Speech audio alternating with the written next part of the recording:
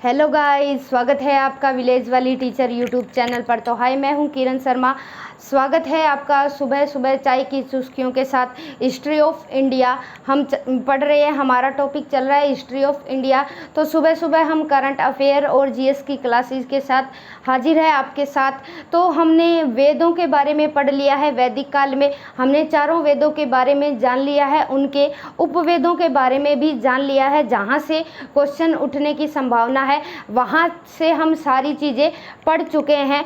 तो एक दो बिंदु और रह गए थे जहाँ से क्वेश्चन बनने की संभावना है, जहाँ से हमें हमारे इतिहास के बारे में जानकारी मिलती है।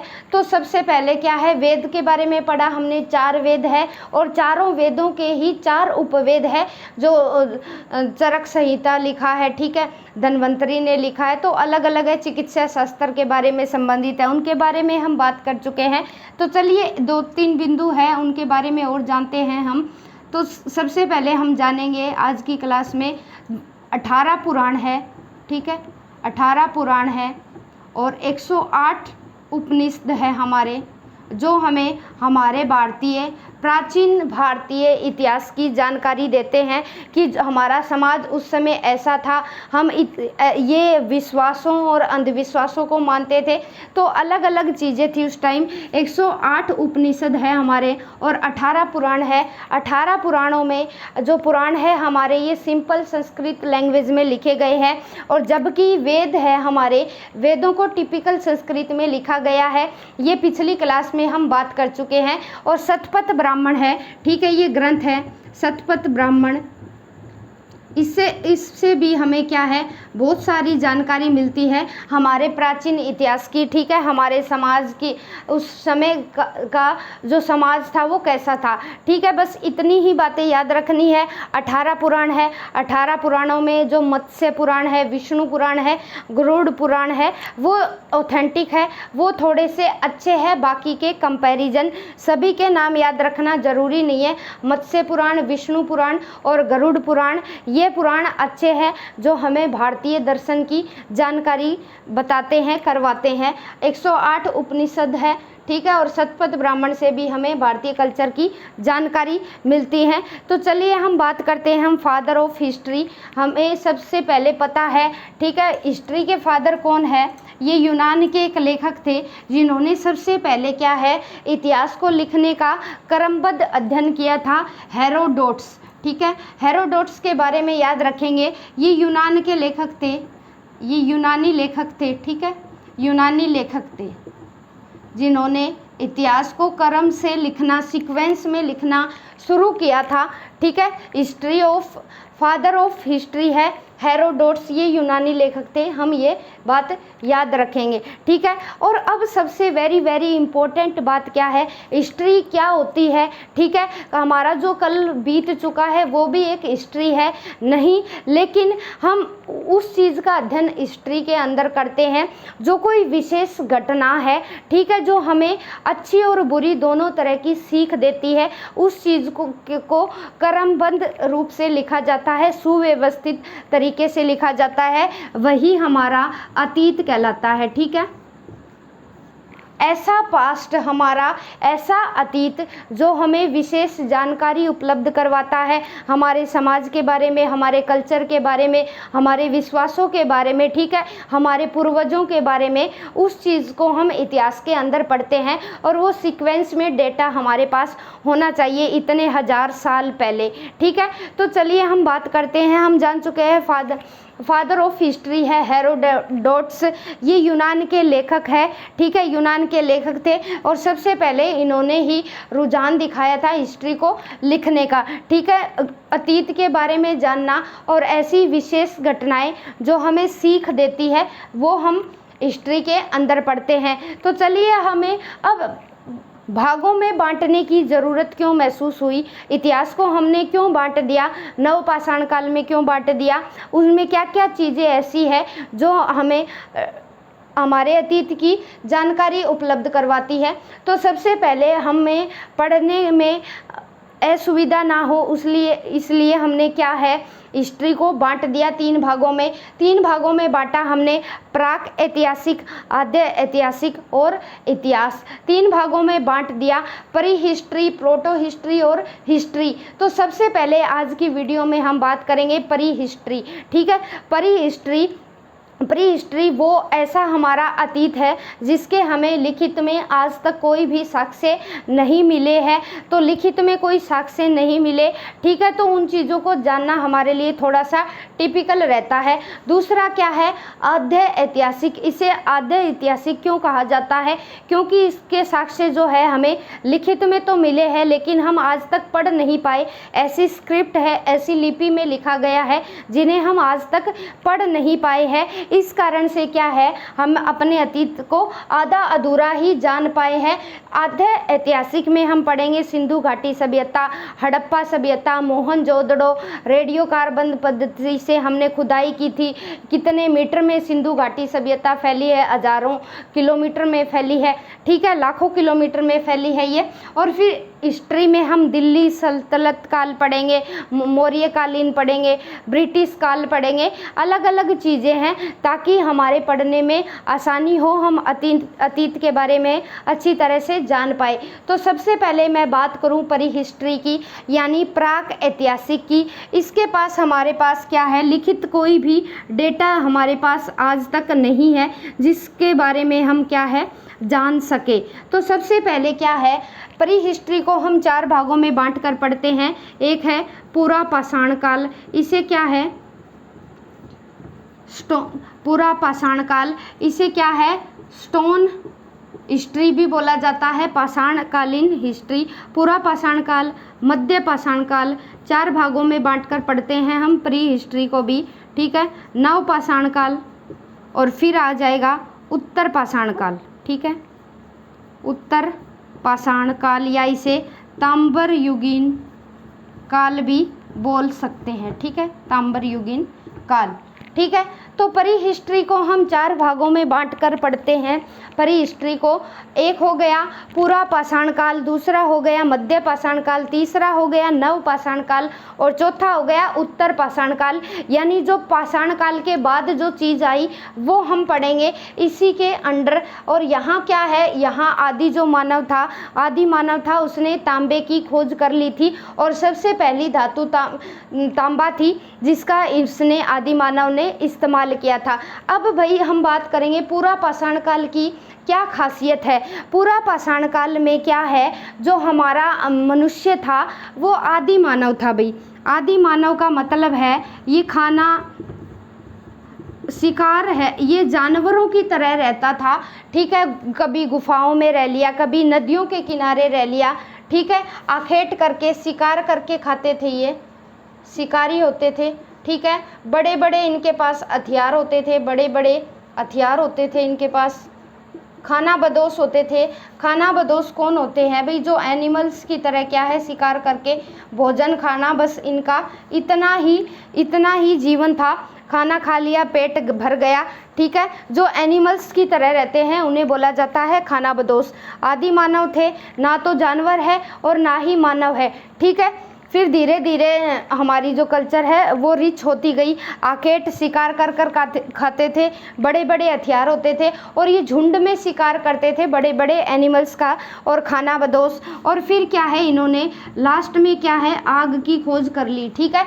सबसे अच्छी बात जो रही इनकी पूरा पाषाण काल में ही क्या है आग की खोज हो चुकी थी। ये बात याद रखेंगे, वेरी वेरी इंपॉर्टेंट बात है। कई बार ऑप्शन में दे देगा कि निम्न में से बताइए क्या चीज़ है आदि मानव इस टाइम के थे, पूरा पाषाण के काल के थे, मध्य पाषाण काल के थे या नव पाषाण काल के थे। आग की खोज बताइए कौन से काल में हुई, ऐसे क्वेश्चन पूछा जा सकता है। तो वेरी वेरी इंपॉर्टेंट है, जो आग की खोज है ये पूरा पाषाण काल में हो चुकी थी, ठीक है। आदि मानव थे, आकेट शिकार करके खाते थे, कच्चा मांस खाते थे, बड़े बड़े हथियार होते थे, लाइक भाला हो गया, ठीक है। खाना बदोश होते थे, जहाँ भी खाने को मिला वहीं घूम फिर के खा लिया, ठीक है, कच्चा मांस, और आग का आविष्कार किया। अब चलिए मध्य पाषाण काल की बात करें हम। मध्य पाषाण काल में जो ये बड़े बड़े भाले थे ये छोटे हथियार बन गए भाई, ठीक है, छोटे हथियार हो गए, चाकू हो गया, तलवार हो गई, ये छोटे छोटे हथियार इनके पास हो गए। और सबसे खास बात क्या है, मध्य पाषाण काल में इन्होंने क्या है, अंत्येष्टि शुरू कर दी, यानी दाह संस्कार करना शुरू कर दिया। ठीक है, अंत्येष्टि होती है अंतिम संस्कार, यानी कोई आदि मानव की अगर डेथ हो जाती है, मृत्यु हो जाती है, तो ये मध्य पाषाण काल में इन्होंने क्या किया, उस बॉडी का अंत्येष्टि करने लगे, दाह संस्कार करने लगे मध्य पाषाण काल में। याद रखेंगे, ये वेरी वेरी इंपॉर्टेंट है। और हिंदू धर्म में 16 संस्कार होते हैं। 16 संस्कार में सबसे लास्ट वाला जो संस्कार है ये दाह संस्कार होता है। ठीक है, दाह संस्कार यानी डेड बॉडी को अलग अलग कल्चर में, अलग अलग धर्मों में अलग अलग रीति रिवाजें होती है, परंपराएं होती है। हिंदू धर्म में क्या है, दाह संस्कार जलाकर किया जाता है, जबकि कई अलग अलग धर्मों में कोई दफनाते हैं। तो उस टाइम क्या है, अंत्येष्टि दाह संस्कार करना इन्होंने शुरू कर दिया था। हालांकि दोनों तरह की कल्चर थे, कहीं जगह दफनाया भी जाता था तो कहीं जगह जलाया भी जाता था। आजकल भी हम देखते हैं, ठीक है, दोनों तरह के हैं। और कई जगह क्या है, डेड बॉडी को ऐसे ही जीव जंतुओं को खाने के लिए ऐसे ही छोड़ देते हैं। तो हर जगह का अलग अलग अपना कल्चर होता है, उसके हिसाब से बॉडी का अंतिम संस्कार किया जाता है। हमारे हिंदू धर्म में जलाकर, मुखाग्नि देकर जो है, जो भी किसी की डेथ हो चुकी है उसका दाह संस्कार किया जाता है। सबसे पहले है जब बच्चा जन्म लेता है तो वो 6 दिन का होता है, तो उसकी छठी मनाई जाती है, सबसे पहला संस्कार होता है। फिर मुंडन संस्कार होता है, विवाह भी एक संस्कार है, और लास्ट वाला क्या है, अंत्येष्टि संस्कार है, दाह संस्कार। 16 संस्कार हमारे हिंदू धर्म में माने गए हैं। ठीक है, अब बात करते हैं हम नव पाषाण काल में। ये वेरी वेरी इंपॉर्टेंट है। इसमें नव पाषाण काल में क्या है, मनुष्य ने खेती करना सीख लिया था, और खेती में लाइक जौ और गेहूं की सबसे पहले इन्होंने खेती करनी शुरू की थी। अब जहाँ भी मनुष्य खेती करेगा तो उसे अपनी खेती को संभालने के लिए परमानेंट रेजिडेंस चाहिए या नहीं चाहिए। तो इसने क्या है, इससे पहले दोनों के कालों में तो क्या है, जहाँ मनुष्य आदि मानव था, जहाँ भी उसे खाने के लिए चीज़ें मिलती वहीं चला जाता था, यानी इधर उधर भटकता रहता था वो, जैसे जानवर भटकते रहते हैं, जहाँ भी खाना मिला, पानी मिला, वहीं रह गए। तो लेकिन अब इन्होंने क्या किया, नव पाषाण काल में इसने खेती करनी शुरू कर दी। तो खेती करनी शुरू करी तो इसे स्थायी निवास भी बनाना पड़ेगा या नहीं, तो इसने स्थायी निवास भी बना लिया। और ठीक है, स्थायी निवास बनाया। फिर क्या है, पहिए का, अब ये जो खेती की है, जो फसल निकलेगी, तो पहिए का भी आविष्कार कर लिया। इसको ढोने की ज़रूरत पड़ेगी एक जगह से दूसरी जगह पर, पहिए का आविष्कार कर लिया। फिर क्या है, पशुपालन भी किया। ठीक है, खेती के साथ साथ पशुपालन करना भी सीख लिया। और सबसे पहले कुत्ते को पालतू पशु बनाया भी। ठीक है, कुत्ते को पालतू पशु बनाया, ये बात याद रखेंगे। खेती करना सीखा, स्थायी निवास भी वहीं रहने लगा, पहिए का आविष्कार हो गया। पशुपालन में सबसे पहले क्या है, कुत्ते को पालना शुरू कर दिया। ठीक है, और ये घटना है, यहाँ खेती में क्या है, जौ और गेहूं की सबसे पहले खेती करने लगे ये। ठीक है, जौ और गेहूं की सबसे पहले खेती कौन सा युग, नव पाषाण काल में। ठीक है, पहिए का आविष्कार होता है, खेती की जाती है, स्थायी निवास, जो हमारा आदि मानव था ये स्थायी निवास करना शुरू कर देता है। पशुपालन में सबसे पहले कुत्ते को अपना पालतू बनाता है। उसके बाद क्या है, उत्तर युगीन सभ्यता शुरू हो जाती है। उत्तर युगीन में यहाँ क्या है, जो आदि मानव है ये तांबे का इस्तेमाल करना शुरू कर देता है। ठीक है, इसीलिए इसे तांबर युगीन काल भी बोला जाता है। ठीक है, तो पूरा पाषाण काल के बारे में हमने पढ़ा, मध्य पाषाण काल के बारे में हमने पढ़ा, नव पाषाण काल के बारे में हमने पढ़ा, क्या क्या चीज़ें इंपॉर्टेंट थी। और यहाँ इन्हीं में से चीज़ें में से क्वेश्चन पूछे जाते हैं कि बताइए क्या खासियत कौन से युग की है। इसीलिए हिस्ट्री को पूरा पाषाण काल और मध्य पाषाण काल, नव पाषाण काल और उत्तर पाषाण काल में हम डिवाइड करके पढ़ते हैं। तो ये चीज़ें आप याद रखेंगे। ज़्यादा प्रोग्रेस मानव पाषाण काल के बाद इन्होंने शुरू की है। हालांकि बुक्स में 7000 साल पहले, 8000 साल पहले, 400 साल पहले ऐसे डाटा दिखाते हैं, लेकिन कोई भी जो इतिहासकार है वो एक मत नहीं है। यानी जो ये घटना घटी, ये पूरा पाषाण काल का समय, किसी भी कोई भी ऑथेंटिक बुक उठा लो आप, उसमें सेम ईयर नहीं देखने को मिलेंगे, क्योंकि इसमें इतिहासकार एक दूसरे से सहमत नहीं है कि ये कितने साल पहले की बात है। ठीक है, तो बस इनको नाम से ही याद रखेंगे, ईयर में नहीं उलझेंगे हम। तो आई होप आज की क्लास में आपको प्री हिस्ट्री के बारे में जाना, हमने प्राक ऐतिहासिक के बारे में जाना, जिसके लिखित साक्ष्य नहीं मिले उसको 4 भागों में बांटकर हमने पढ़ा, कौन से काल में क्या क्या परिवर्तन आए और धीरे धीरे आदि मानव से हम मानव में होमो सैपियंस में चेंज हो गए, आज के मानव में चेंज हो गए। तो पढ़ेंगे फिर प्रोटो हिस्ट्री में सिंधु घाटी सभ्यता। और हाँ, वेरी इंपॉर्टेंट बात, जो प्री हिस्ट्री में हम पढ़ते हैं तो यहाँ के जो लोग थे ना वो पूर्णतः ग्रामीण थे, ग्रामीण इलाकों में रहते थे, इनके पास शहरी सुविधाएं नहीं थी। और ये जो प्रोटो हिस्ट्री है सिंधु घाटी सभ्यता में, यहाँ नगरीय विशेषताएं आ गई थी हमारे पास। ठीक है, यहाँ के लोगों ने शहरों का निर्माण कर लिया था। ठीक है, ये नगरीय थी और ये ग्रामीण है। ठीक है, यहाँ के जो जितने भी लोग हैं ये ग्रामीण संस्कृति है हमारी, सारे जितने भी लोग थे, प्री हिस्ट्री हमें ये बताती है कि सारे ग्रामीण थे, इन्हें शहरों के बारे में, नगरों के बारे में नहीं पता था। लेकिन आद्य ऐतिहासिक में क्या है, लोग नगरों में, शहरों में रहने लगे थे।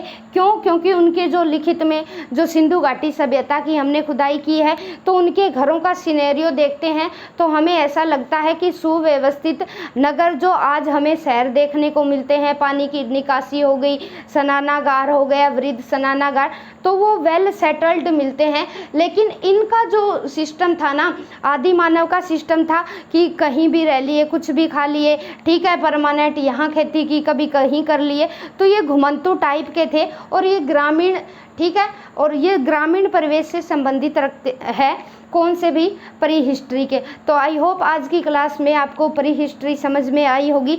कल की क्लास में हम पढ़ेंगे आद्य ऐतिहासिक काल के बारे में पढ़ेंगे, प्रोटो हिस्ट्री के बारे में पढ़ेंगे। तो bye bye guys, take the screenshot, अगर आप लेना चाहे तो ले सकते हैं। मिलते हैं कल सुबह 6 बजे हिस्ट्री ऑफ इंडिया के साथ।